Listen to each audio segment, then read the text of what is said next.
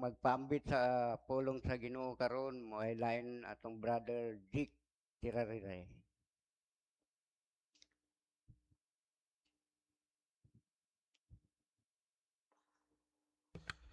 May buntag kanatong tanan. Mahimbunta ko sa Ang atong ebanghelyo nagisgot kini bahin sa pagtuo. Atong nadunggan gaina mga igsoon. Ang ebanghelyo klaro kayo na ang usa ka kapitan sa kasundalawang Romanhon nagpakiluoy kang Hesus na ayuhon ang iyang sulugoon.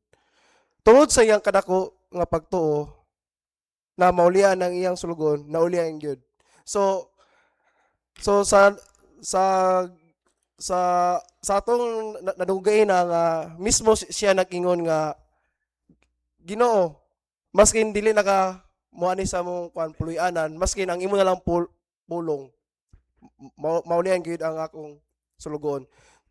Ingara ba ka klase ang atong pagtuo nga makaroon nata nga Lord, makakita lang ko sa iyo, Lord, or makadungog lang ko sa imong pulong, Lord. Maulian ko, Lord, or makita na ako ang lawas og dugo nimo, Lord, na makuan ko, Lord, na ma-okay or ma-abstain ni Lord. Sa pagtuo mga igsoon, walay imposible, ang tanan mahimong posible. Depende na sa atong pagtuo mga igsoon.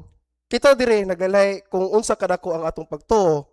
So nagtuo ko mga igsoon nga ang kita dire ang atong level sa atong pagtuo bitaw kana na kana ang pag for example ang pagtuo ko is kasi kana dako or ang soban is kanday kasi ba kana bisan unsa bitaw kana ang atong pagtuo dire is kana lahi ba or kuan dili siya pareha bitaw og dili pod na magsalig na lang ta pirme sa pagtuo kung wala tay buhat kay ang pagtuo na walay buhat patay kay nag-ingon sa Santiago kapitulo 2 magsugod bersikulo 26 kaysa nga patay ang lawas nga wala na espiritu patay usab ang pagtuo kung walay mga buhat. Example, nag-ingon ka, Lord, kung sa mga estudyante, Lord, nagtuo ko, Lord, nga makapasar ko sa exam. Pero wala ka nagtuon, wala kay gibuhat, wala kay participate kanang pag-participate or sa mga college gusto ka makahuman pero wala ka nagtarong sa imong pag-eskwela.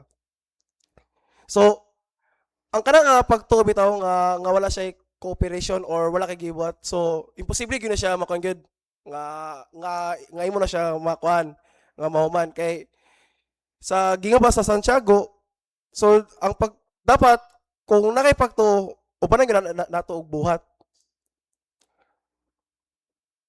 Ang katong kapitan sa kasundaluhan mga igsoon na siya pagtuo og na dayon siya gibuhat iyang giadto si Jesus ug nagpakiluoy na ayon ang iyang sulugoon.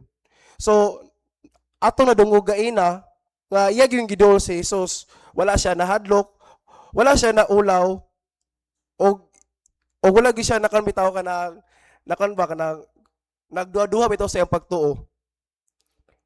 Kung kato siya naa siya ipagtuo pero wala siya ni duol ni Jesus, do you think maayo ang iyang sulugoon? Para sa ako bitaw, dili gyud magunsa na lang ang pagtuo kung walay buhat or action. So, ang gaina, ang gibuhat sa centurion or ang kasundaluhan is yang giadto si Jesus og nagpakiluoy. Sa mga kita kung gusto tag kaayuhan, mudulog kita sa simbahan. Kung need ta og mga pag-ampo or kanang kung sa patang pangailan especially sa espirituhanon manay kita sa simbahan or moduol kita sa simbahan.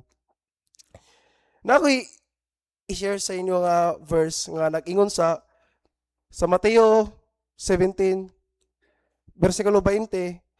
Si Jesus mitubag, tungod kay wala man kamoy igong pagtuo, sultihan ko kamo. Kung may pagtuo kamo nga sama kadako sa lisos sa mustasa, makasugo kamo niining bungtura sa pagbalhin o mubalhin kini. Pinaagi sa pagtuo, walay dili mahimo ninyo. So klaro kayo mga maigsoon nga kita nga Kristohanon kailangan nga naagi tay pagtuo.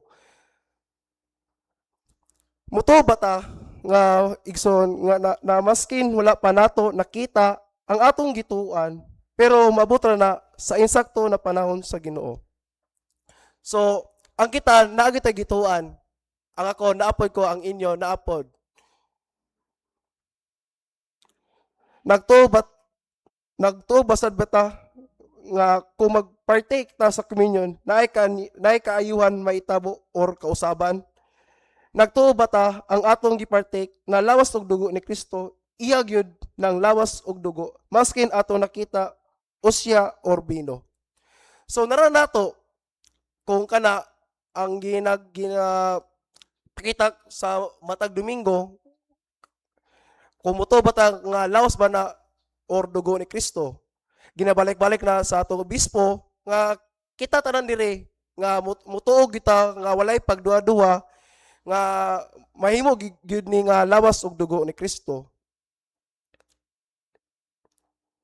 Sa katapusan, kita dire nagkalain-lain ang atong pagtuo ug dili kini angay i-compare sa uban. Ato kining ipatubo ang atong pagtuo diha sa Ginoo ug ipalambo ang iyang relasyon. Mahimbungtag kanatong tanan.